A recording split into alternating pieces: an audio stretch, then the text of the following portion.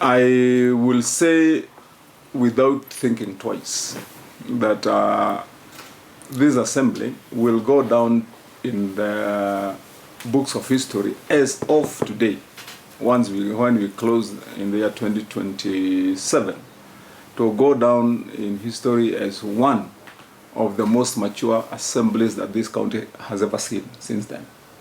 And the results and fruits of that maturity are evident, that development has been realized in scales that have not been seen before in this county.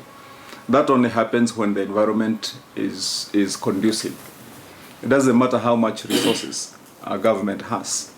Even if you poured how many billions of shillings or dollars today in any of the countries at war, it would just be spent on causes that again don't influence or help the people, to be spent on war or battling.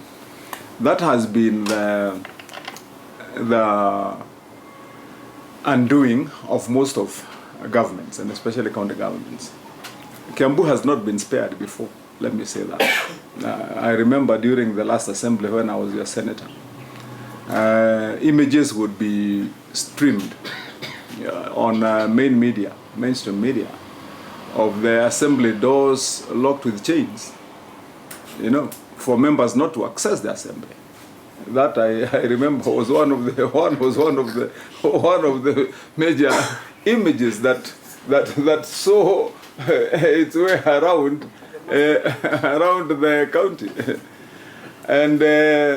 and also battles. When I sat there in the Senate, I had to welcome the Kiambu County team many times, not on positive reports or something good to come and say or be proud of in the Senate, but over things that I would rather have spoken out elsewhere, but not in the assembly of the whole country, in the upper house. Remember, that is when we welcomed the motion of impeachment during that session. We welcomed many motions that were brought there about malfeasance and misuse of resources. There was a time we hit the headlines by having been one of the counties that had the most extreme budget reporting, where we were reporting that we were spending tens of millions on national government functions, which was not necessarily the case. And this became the story that finally has become the political idiom that Kiambu Nobu. That's where this came from. But I'm glad that with this team, that song has faded from the hit lists of what songs will be sung in Kiambu. This assembly and the work that you've done and ourselves has now toppled that top hit with another new hit, that work can get done by serious people under serious circumstances.